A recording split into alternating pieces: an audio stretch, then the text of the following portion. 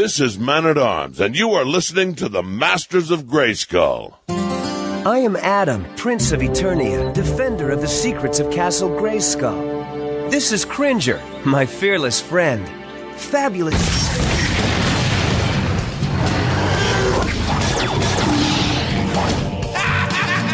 By the power of Grayskull! I have the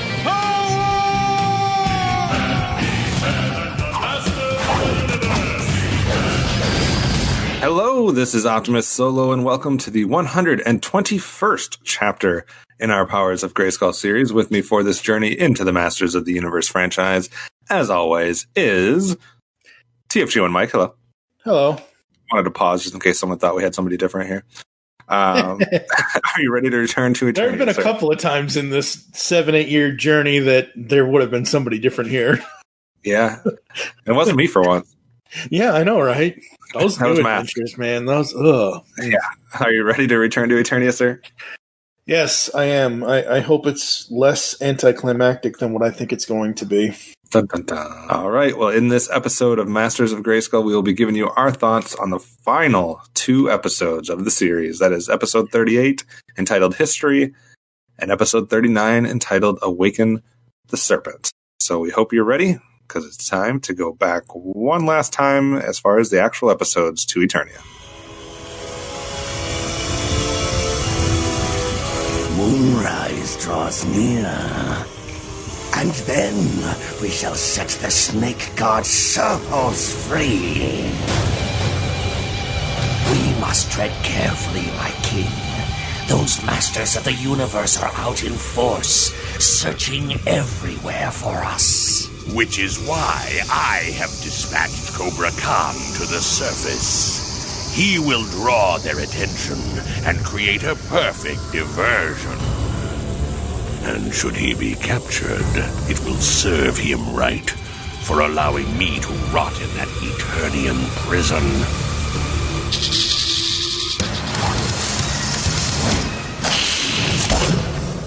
General Rattler thinks to sacrifice me to the defenders. He underestimates the skill of Cobra Khan. All right. We're starting today with episode 38, entitled History. It aired January 3rd, 2004. Is that correct? You're the That's one what I got written down. You're the one guess who's supposed it's to been that have the long. stuff written down. It seemed weird because I guess we always look at the series as like a 2002 series. So I guess those final 2 episodes were the only ones that aired in 2004. So it seems like, wow, 2004. I didn't think the show went on that long, but it does, obviously. It snaked around to the end here. So, hey, writer, written by Larry. You like how he's got the snake in there? Anyways, written by Larry DiTillio, familiar face or familiar writer. I broke down. I just broke down. Because I haven't seen his name in anything else, and I remember when the news came out, when we talked about it way back couple of years ago, whenever it was that he passed. I've said this in one of the other episodes that we've done since we started the 2002 series. I saw Christy Marks because I'm friends with her on Facebook. I saw her post about it first, and then I went back and listened to one of the interviews we did with him, and I'm like, I can't listen to this because. Right. You know, that's a guy that did a lot for us as a writer, as a creator, as a whatever. And I saw it here and I'm like, oh, you bastard. Coming in at the end to get us. Yeah. So the plot for this one is basically the Snake Men are preparing to awaken finally Serpentor, who they've been gathering things for what seems like forever. Eva Lynn allies herself with Count Marzo and heads towards the Well of Darkness to free Hordak from Despondos. So hold on. We got Snake Men, we got Serpentor, we got Eva Lynn, we got Count Marzo, we got Hordak. What are your thoughts about history? Basically, we have everybody except Skeletor, and I'm kind of pissed. This is a Larry DiTillio episode. I figured he would have found a way to get him in there at some point, somehow within the story. I don't know why it wasn't done. And I'll say right now, ahead of time, I'll go ahead and blow the wad here. Please don't. Skeletor is not in either one of these 2 final episodes. Like, I get it. They're planning for Hordak. They're like King Hiss and Hordak were mortal enemies. Skeletor was kind of his scheming pupil, whatever, but Skeletor wanted to, not have whatever. Like, I think one thing that I would be critical on the 2002 series for is, okay, so basically we have our good characters, which are basically just boils down to He-Man and the Masters of the Universe. Like, that is our good faction. You got the Palace with the, the King and the Queen. You got Castle Grayskull with the Sorceress, but it is all He-Man and the Masters of the Universe. There's no second faction. There's no third faction. I mean, I guess you have Zodak, who's kind of an outsider, but really you just got the Masters. When it comes to villains in this series, we have like 3 different prongs. You have Skeletor and his guys and gals, and then you have the Snake Men, and then you have Hordak. And I know there's some connection between Hordak and Skeletor, etc. But my problem with this series, if I was being very nitpicky, I guess, is that I feel like there was a way to incorporate the Snake Men and Snake Mountain, and then there was a way to bring in and talk about or have appearances by Hordak without doing it in a way that completely diminished Skeletor as a character, as an evil being, as a powerful evil being. Like, it feels like this series just kind of shelves him and makes him a non-issue or a not important part of this whole thing. Whereas, look at what we've done, guys. I mean, we're on episode 121, and outside of the She-Ra series, I mean, we've been dealing with He-Man versus Skeletor for hundreds of episodes. And this series just kind of is like, well, that's all fine and dandy, but we're going to talk about Hordak and King Hiss. And I'm not saying that it's wrong to have the Snake Men in here, and I'm all about having Hordak appear. I just think there was a way that Skeletor could have at least kept some credibility as a villain. And I don't think they did that. I mean, specifically starting at the end of season 1, going into the beginning of season 2, you have Skeletor all over the place. And by the end of the season 2, and now you do have here in trivia later about how the series got cut from 26 to 13. But here's my thing. Yes, this show did, because the show started in 2002, and season 2 started October 18th of 2003, and it ended January 10th, 2004. So yes, this was because if you think about certain cartoon series, even, and I know you're not going to care about this, but like the Power Ranger series, normally they run from like February until whatever, like 2 or 3 months, and then they take off. Cartoon series, as long as Cartoon Network doesn't screw with the air date order or screw with airing them at all, which sadly in this case they probably did. I mean, typically it's a 3-month window. So you got October, November, December, and sometimes it carries into like the first week of January to finish up. But I guess like I just think there was opportunities. Like I think, for example, and I know this is kind of getting more into like the overall series talk, but just real quick before we get into it, I think there was ways to do it. Like, I think you had opportunities because Skeletor does not want Hordak back. Nope. Skeletor is not friends with the Snake Men and King Hiss. So I know that it's cliche to always have like the bad guys got a team with the good guys.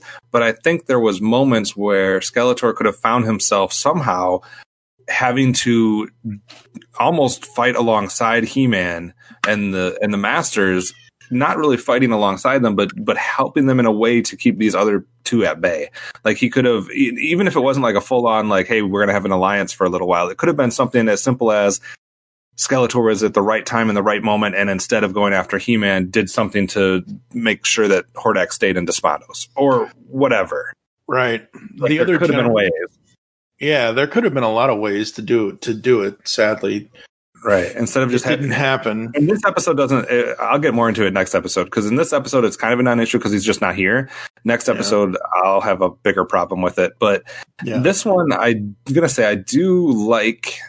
You know, it's a titled history, so it's got me right off the bat. But I do really like the fact that we have as much Hordak as we do. I like that Evil Lynn continues to play like this plotting, treacherous member of Skeletor's crew that will do anything if it, helps her, because that's villainous. I like it. And then I like that you kind of have a duality in the fact that He-Man thinks one thing and the Masters think one thing is happening, but they don't actually realize what the Snake Men are up to. You know what I mean? Like they realize Hordak is trying to be free, but they don't realize that the Snake Men were actually trying to stop that as well. Yeah. So they basically stop Hordak, etc., but they don't realize that they've allowed Snake Men to get what they need to awaken Serpos. So I kind of like that there's duality there where the bad guys aren't on the same squad and the Masters don't realize that. So I'm a fan of it at that point. I kind of cut you off, though. So did you have further thoughts before we get into anything? The only other thing I want to say about just generally is that I was really surprised, especially for 2004 and even nowadays, but throughout our entire journey for the last 7-8 years on this show, watching all of these cartoons, you go back to Filmation. Filmation always had and the messages are here too, but Filmation always found a way to either not do something or to work around something or to say, hey, even though this happened in this episode, don't do this kind of thing. Marzo straight up smacks Evelyn. I have that written down. And I'm like, wait a minute. I wrote it down differently. I wrote down, wow, Marzo just bitch slapped Evelyn and called her weak. Yeah. We pretty much wrote down the exact same note because what I wrote was, wow, Marzo smacked Evelyn. Damn. Yeah, those two got into it, and he like just literally was like, you're not even on my level. Like, get away from me, you weak little sorcerer type character. Yeah, you don't have the magic I do. Without his amulet, he doesn't have shit. Right? That's true. That's true. Like, another weird thing about this episode that I didn't like necessarily at first, it started to grow on me a little bit, and I know they've probably done it in previous episodes, and maybe I just haven't brought it up. Maybe you have. It's been a while, but they have like the weird snake transitions in between like one scene and the other. Yep. And it really threw me off in this episode at first. Yeah, I don't like the snake transitions. The transitions that they used to use in season 1 and before the whole Snake Men thing started up was the Power Sword or the Havoc Staff. And I'm fine with that. Either it was just the sound effect for the Power Sword or it was Skeletor laughing for the Havoc Staff. Because the snake thing was so like it was so prominent that it almost took me out of what was going on, and I'm like, well, okay, now I got to refocus and stuff like that. So I know Cobra Khan has been around for a while. I know we've been dealing with him for multiple episodes in this series, etc. I don't know why it struck me more in this episode than ever before, but like I just kept thinking, am I looking at Cobra Khan or is that Cobra Commander? I know, right? Because his voice just keeps getting more and more like Cobra Commander to me. Yeah. And the way that he's kind of acting and slithering around and stuff like that. I just like, man, they might as well just had a crossover here. This could have been Cobra. This could have been Cobra and the Snake Men. This is the most badass Count Marzo has ever been. Yeah, I love his powers. I love seeing his powers used here.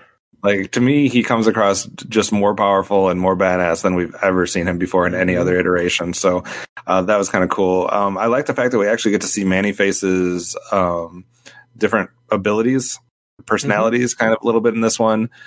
We get Moss Man coming back to see that. And how about Cringer? Oh, man. Cringer, for the first time ever, right? This has got to be the first time ever. Yes. In this I don't even know if has it been ever where Cringer has done something like this in any of the episodes we've watched? He's done, like, with Orko's help, he's done a few things, but back in the Filmation series, he was way more cowardly because he could talk and he could emote. But with him just being a I don't want to say plain old, but I'm just going to say plain old cat. Mm-hmm. And he can still show the cowardice, he can still do the meows, and he can still do the this and whatever. But the first time we've ever seen him be brave. Yes, and it was so cool. So good on Cringer there.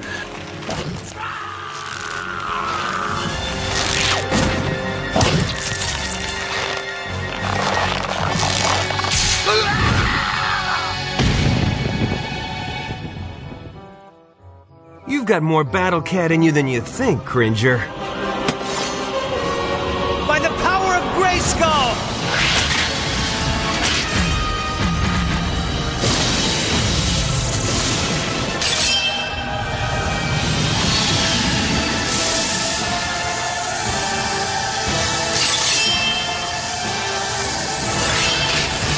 I have the power!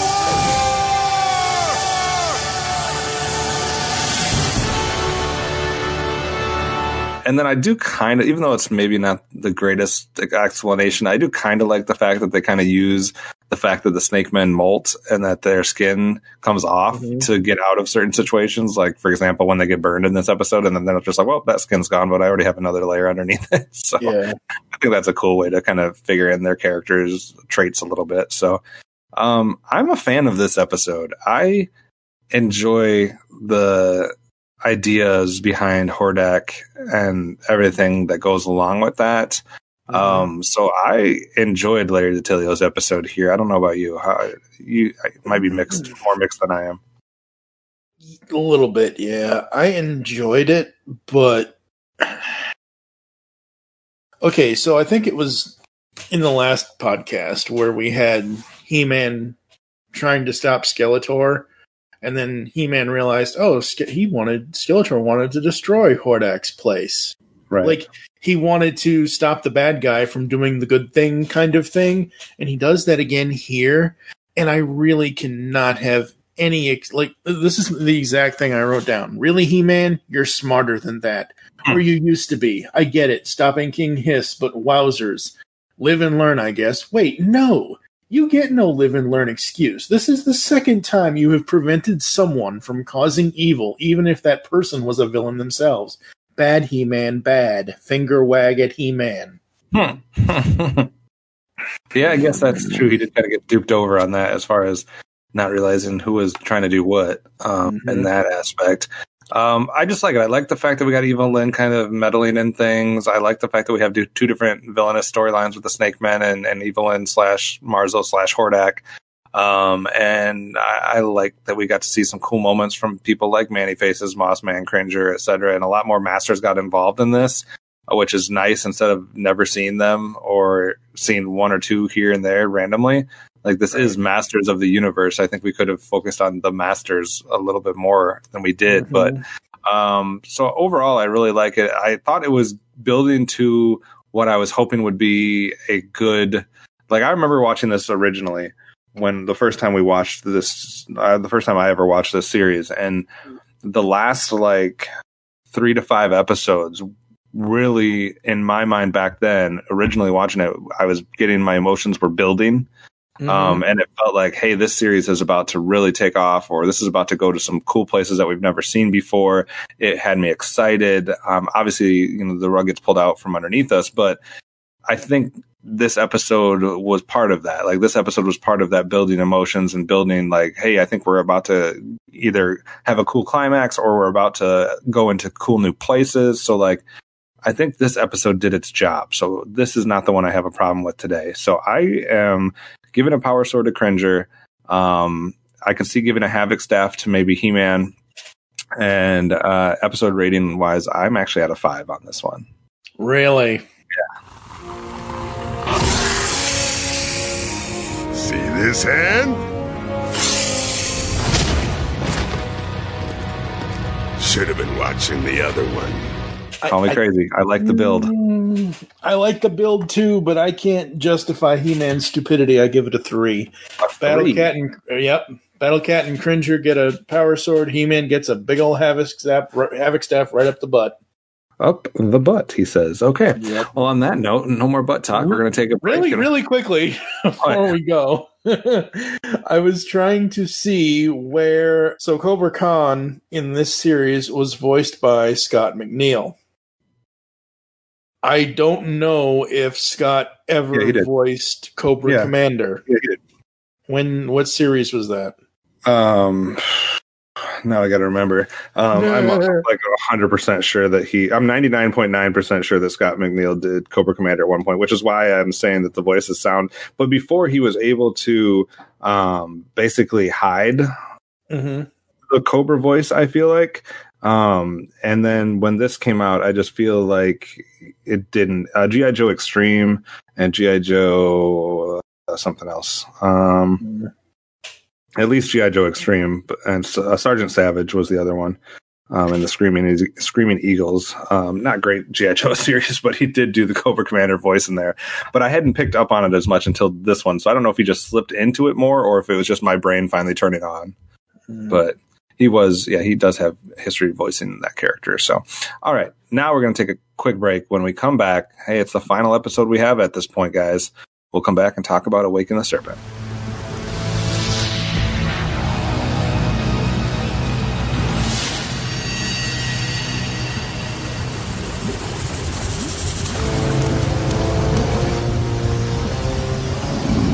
It is time.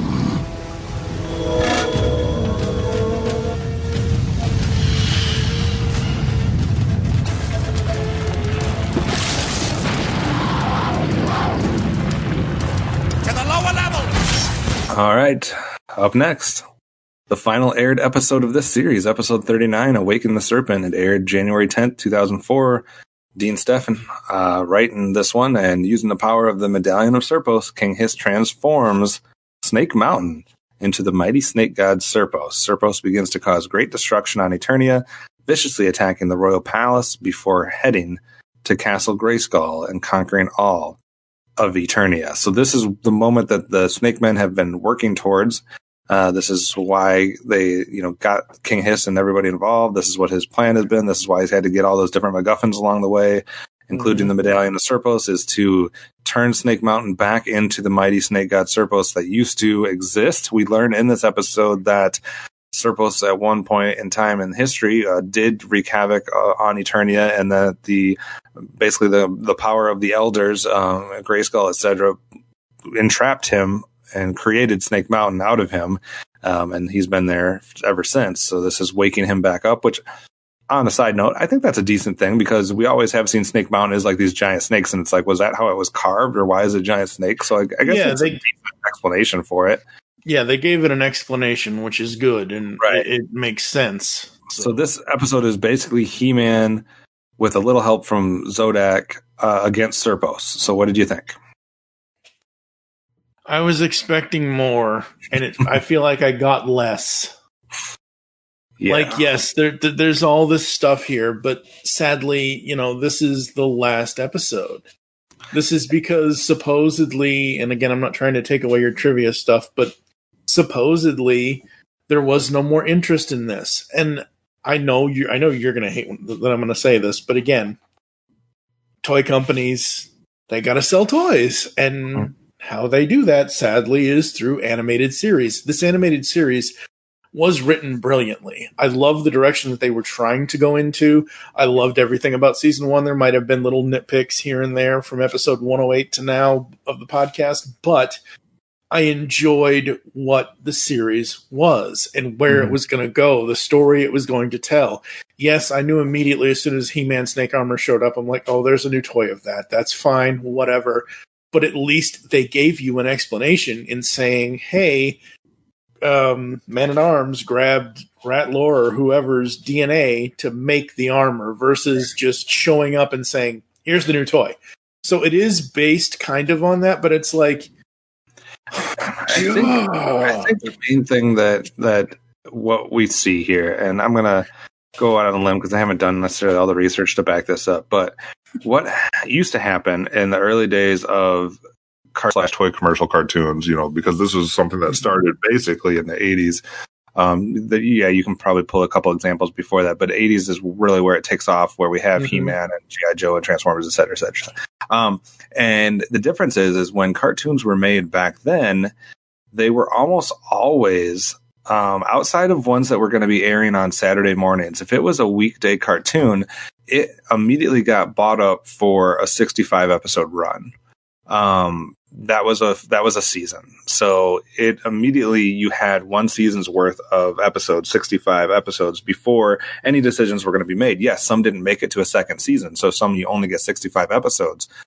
But what I mean to bring that up is they have 65 episodes worth of material and time and reruns and things of that nature to get people interested, to sell toys, to build the fandom.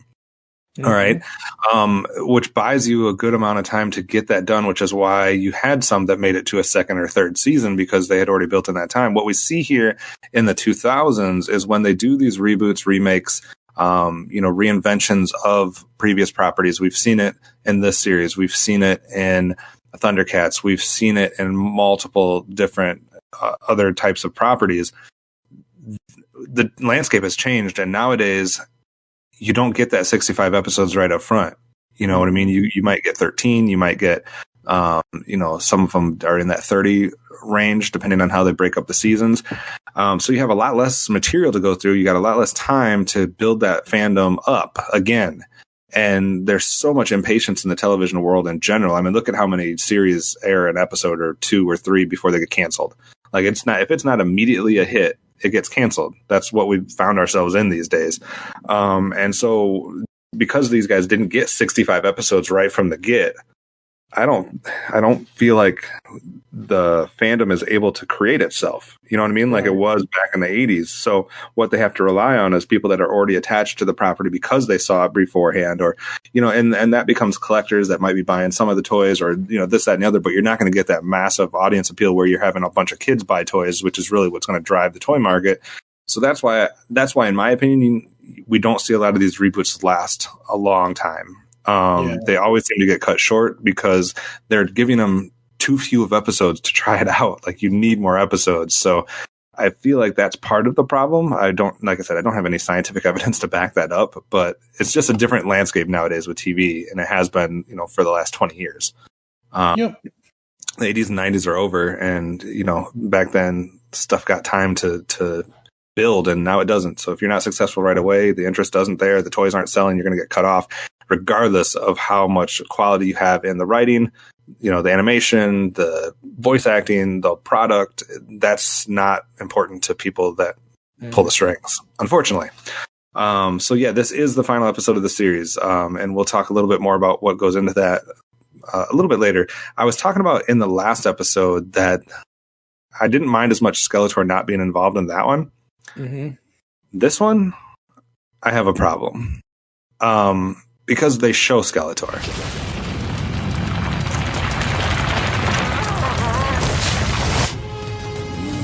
The transformation has begun. Arise, Serpos. Arise, so that all may cower before your fierce power.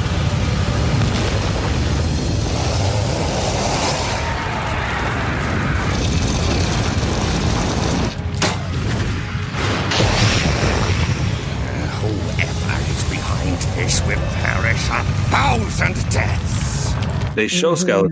They give Skeletor lines. He has a scene or a sequence, whatever you want to call it, where he literally talks about the fact that his palace or his home has been disrupted, and that he's going to take it to King Hiss and show him a piece of his mind type thing. And then he disappears for the rest of the episode. Mm-hmm. Like, I get that might have been planting a seed for future episodes, but in the way we get it, it's like Skeletor seemed awfully pissed off to disappear for the rest of the time. Mm-hmm. Like, couldn't he have been, this would have been his moment this would have been a better way to end it. Like, you have Skeletor, he's mad at King Hiss, he's mad about his home, blah, blah, blah. So now he has a common enemy, as He-Man does. They both are not for the Snake Men, and you could have had them do something to get rid of the Snake Men, and then kind of like have that ending moment where it's like, hey, we finally came together and did something to help each other out. That's how it's going to end. Are they going to remain friends? Not friends, but are they going to remain, helpful to each other, or is it going to go right back to, He-Man versus Skeletor and just have it end ambiguously like that? Like, yeah. They had an opportunity, and instead they just wrote him off the episode after one line. Yeah. I have a problem with that. So I have a huge I understand where the story was going and where they were hopefully going to take it, but I have a huge problem with this being the last episode and Skeletor basically gets, you're done. Yeah. I mean, I like the Serpos thing. Let me define that a little bit. I like the idea of Serpos. I like the idea that he was Snake Mountain. Mm-hmm. He comes alive. He's going to be helping the Snake Men. I don't know if I'm 100% on board on the execution of it, because it was hard to interpret what Serpos was, what could hurt him, what couldn't hurt him, size, abilities and things of that nature. It seemed like he was morphing into different things. Like, I don't know. I get that He-Man was trying stuff without his sword opened up, so like he was not having luck. But then it seemed like certain times he was, but then it didn't affect Serpos because like 2 seconds later he was fine. Yeah. But then other stuff would hurt him, and then like I don't know. Like it was a little bit weird on the execution of him. Yeah, very weird. So, like, I like the idea, and I like that there's this big, huge thing that's going to be attacking Castle Grayskull, and it's going to have more chance than Skeletor has ever had, or, you know, etc., and that He-Man's going to have to summon some type of extra power to, like, beat it down. I just thought it was weird, like, He-Man flying through the air, and then it's, like, this little bug that's, like, hitting him and getting swatted away, and then, but sometimes he, like, hurts him, but it doesn't really hurt. Yeah. And then, I don't know, it was just really confusing. I do, however, really enjoy the fact that we got Zodak and Prince Adam interacting. Like, so Zodak basically tells Adam, for all intents and purposes, that he knows he's He-Man.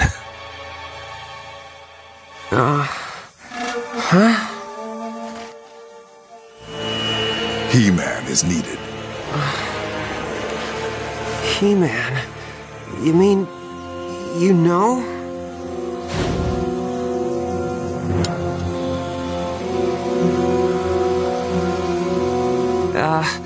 Could you at least turn your back?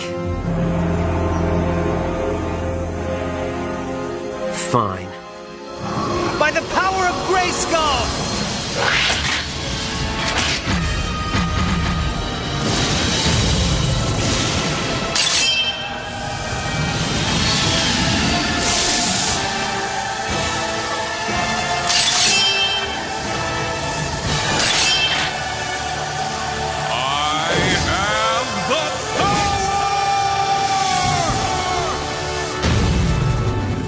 And like, hey, we need He-Man right now. Like, get your shit together. And he's like, you know, and Zodak's like, I'm Zodak, dude. Like, what do you think? Like, Zodak is a badass character, except for when he flies around in that stupid looking chair. Because then all of a sudden he looks like someone. I can't say it because I'm going to offend somebody. But just say it. I don't care. Say it. It's an explicit podcast. If people can't get over it, it looks like all of a sudden he's Stephen Hawking. like he's handicapped and he's tied to that chair. Not that there's anything wrong with that, but like he's not. Like, I don't know. Why can't he just fly? Like, just have him fly like Stratos does. Well, Zodak doesn't have wings. Give him a hoverboard. No, give him a hoverboard. That shark still looks fake. Give him something. Well, he's sitting in a chair. Well, okay, so I think as a born handicapped person, I'm not lying. You know this, but I can talk about this. Being born with, technically, I was born with brain damage, and I found this out last year in 2019 when I had to have brain surgery. I do not have my corpus callosum. For those that don't know, the corpus callosum is in the Florida, Corpus Christi. No, that's Texas. That's Texas. You leave Selena out of this. It's called a corpus callosum. It is what connects your left and your right brain hemispheres. It's a little piece. Or it's a piece in the back of your head in your brain that connects your two hemispheres. I was born without one. It never formed. I only found this out 40 years after I was born, when I had to have brain surgery in 2019 to remove the hydrocephalitis that I had. It's basically excess water on the brain. So technically, I was born brain damage. I have cerebral palsy. It's a very mild case, but I get things mixed up and everything else. And I used to get all kinds of headaches and everything else, all this and all that. So as a born disabled person and someone who has had to use crutches, I've had to try to use wheelchairs at times. Like, the thing about this is that I don't find anything you said offensive. You're not wrong. But the thing of it is Zodak is supposed to be this mystic.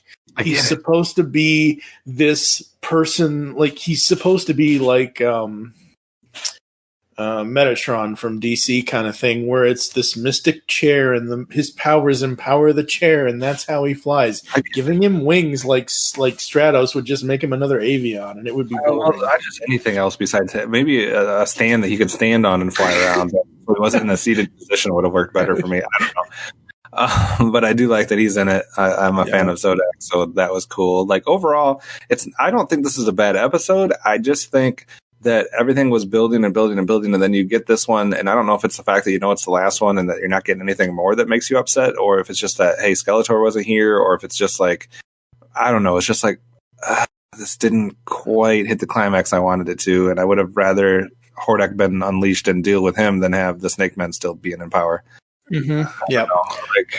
I would have rather actually Serpos be here, and then they do bring Hordak back, and he takes out Serpos, and that sets up season 3, which will be Hordak and his people, etc. Like that would have been fine, and then I would have been like, fine. I know we didn't get the series the next season, but I know where it was going, and I'm cool with it. My Serpos moments, or I should say my Snake Mountain moments, basically begin with, okay, where to begin? That's what we should. Can we go back 10 years and rename it Serpos moments? No. We screwed up. We screwed up. So where to begin here? Yeah, where to begin here?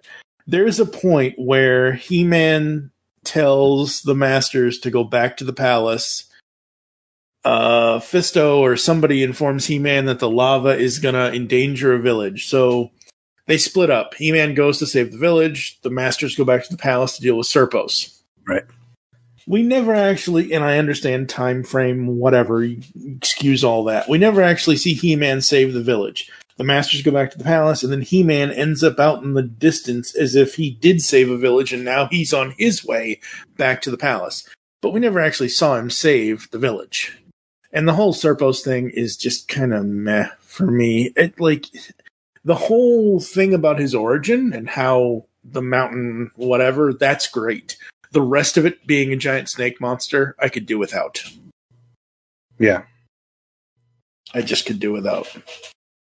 And for the longest time, I thought they were going to call him Serpentor. Yeah, I get that. All right. So I have a power sword for Zodak. Me too. That's it. I don't have anything else. And I'm not going to be as hard as you're thinking I'm going to be on this episode because, yes, it was disappointing, but I still think it's a good episode because we still get what the Snake Men were finally going for.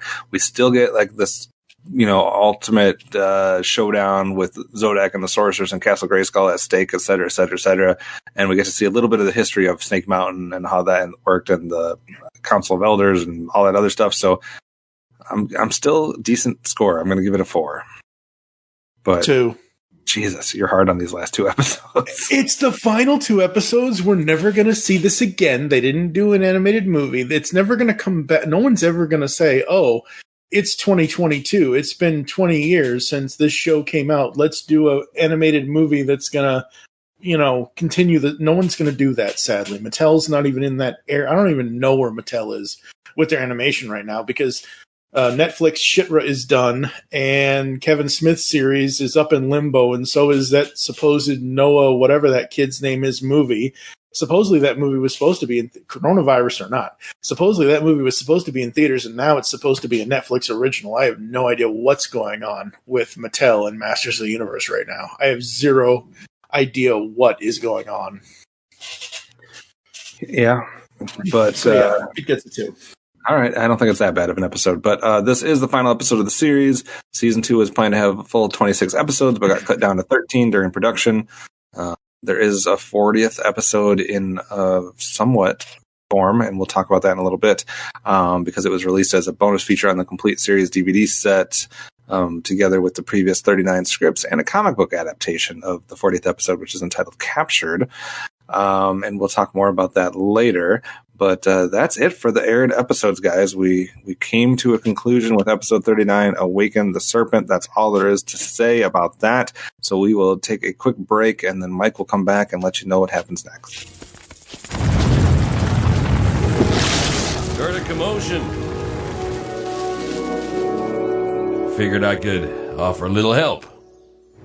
'Cause you's all we can get. Because the world needs another movie podcast. The Geekcast Radio Network presents for your listening pleasure the Cinema Geek. Hosted by Amanda, Kevin, Matt, and Dan. Each week we dive headfirst in the landscape of movies as we discuss movie news, play movie games, go in-depth on reviews, and even have a top 10 countdown or two. Also, don't miss our Director Retrospective series, where we review noted directors' movies film by film. Bottom line is, if you love movies and love podcasts, you need to experience the Cinema Geeks. You can find us on iTunes, Blog Talk Radio, or GeekCastRadio.com. Decian, the superhero webcomic. Decian's got superhero antics and sexy girls. For action, comedy, mayhem, and more, read it now at Decian.com. DASIEN.com. On the Simplistic Reviews podcast, we talk movies. We talk TV.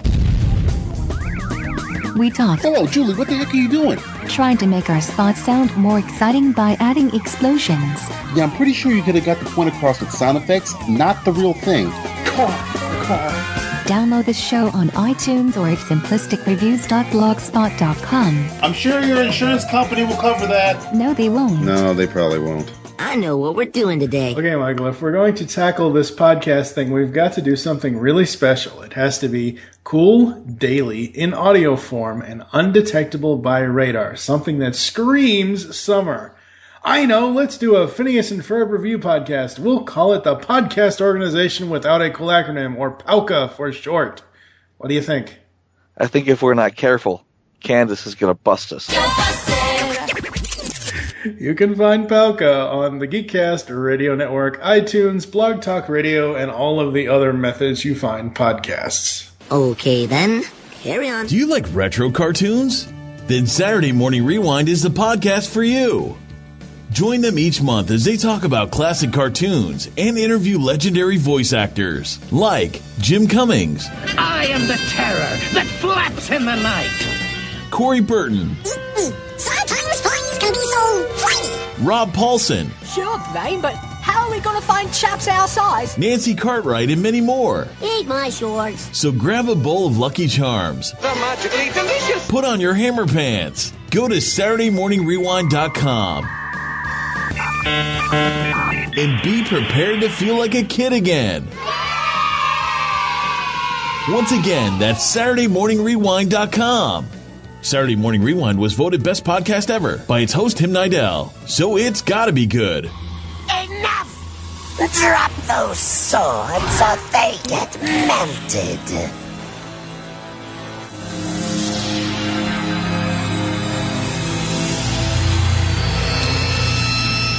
No! Don't do it!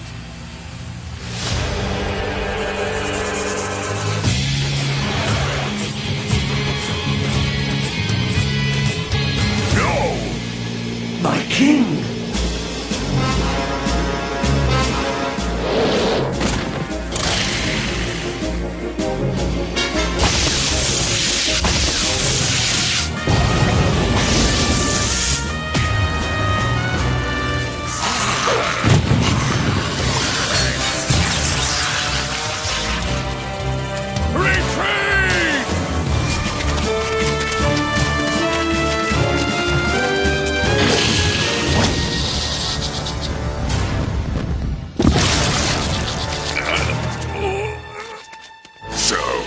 The head snake lost his head. Nice. What about Serpos? Defeated. Thank goodness. Snake Mountain is dangerous enough when it's not alive. The entire kingdom thanks you, He-Man. You should thank Zoda.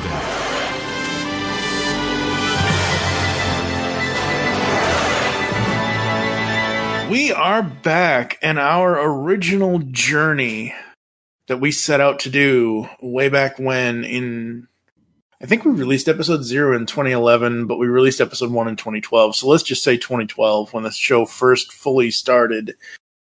It's an 8-year journey, and we're done with what we originally set out to do. We set out to record and release every episode review of, at the time, all 4 Masters of the Universe cartoon series. I struggled like hell getting through New Adventures, but we made it, and we're here. Thank you for listening to us here as we are the Masters of Grayskull. If you'd like to get in contact with us, leave feedback for the show, there are several ways to do so.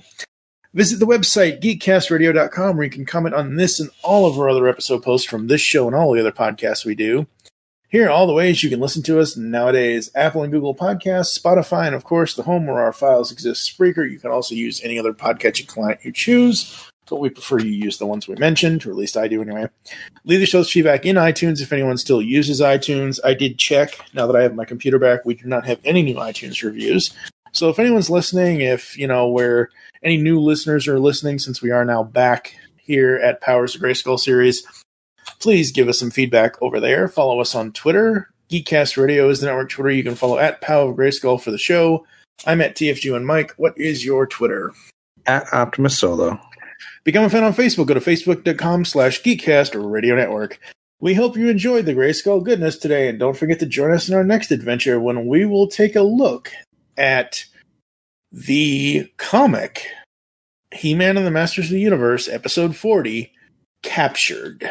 For now, I am TFG1Mike with OptimusSolo. By the power and for the honor of Grayskull, we have the power. That's right, Orko. I have to climb to the top to get something for the sorceress. But it's so high, it seems impossible.